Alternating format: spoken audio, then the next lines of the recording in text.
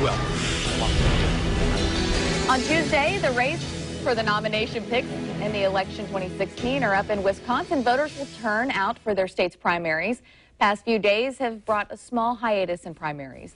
Republican voters have not gone to the polls since March 22nd. The last Democratic contest was March 26th. Past week has also brought another wave of controversial comments and announcements. I'm sure you're not surprised by that. Joining us with some perspective on the effects that really the past couple weeks could have on Wisconsin, Rick Mullaney, JU's Public Policy Institute. Thank you so much for coming on. Let's talk about how close of a race this is for Trump, Cruz, and Kasich. How's it looking? Who's looking better than anyone, or do we not have one? A dramatic shift this past week. Prior to this past week and in the weeks leading up to it, Donald Trump was in the lead. However, recent polling suggests a double-digit lead for Ted Cruz. Very important, 42 delegates at stake. If Ted Cruz can maintain that lead, he has a shot at all 42 delegates. If, in fact, that happens, that is a major setback for Donald Trump in trying to seek the 1237. This past week was very, very problematic for Donald Trump, and you're seeing it reflected in the Wisconsin polls. Absolutely. As far as the Democrats go, Hillary and Bernie, it seems like everywhere I'm reading online says Bernie Sanders has it in the bag, and Hillary's in New York right now. She's not even in Wisconsin. So is that because she thinks it's over, or for at least Wisconsin? I wouldn't say that it's in the bag. Okay. Much closer there than on the Republican side. If you're a Bernie Sanders supporter, you should be excited about the fact that he raised $44 million in March. You should be excited about the fact that he won 3 states last week. You should be excited about the fact that he has got about a 4-point lead in most of the polls going into Wisconsin.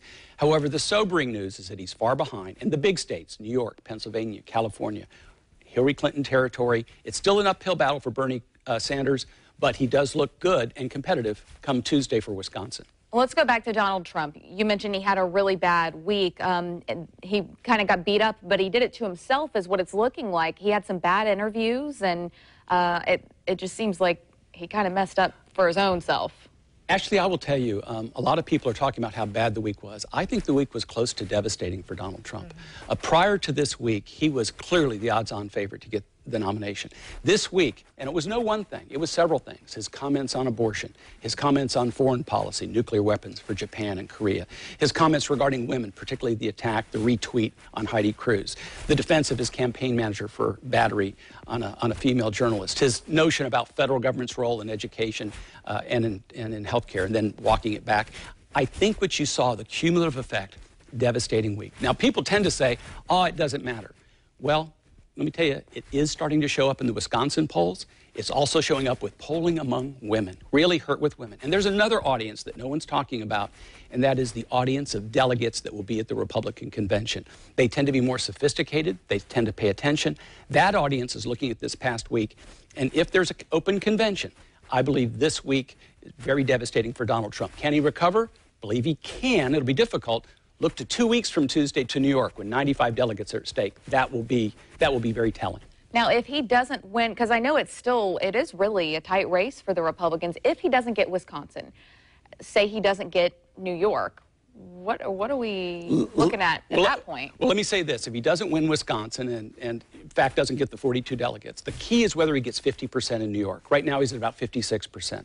If he's below 50% and he loses Wisconsin, the odds dramatically favor a contested convention and probably an open convention, despite the fact this will go down to June 7th.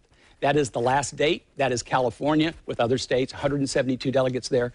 On the Republican side, our viewers should brace themselves for the fact that April, May, and into June, the Republican contest will go to June 7th. But what happens Tuesday and what happens 2 weeks from Tuesday will be very important.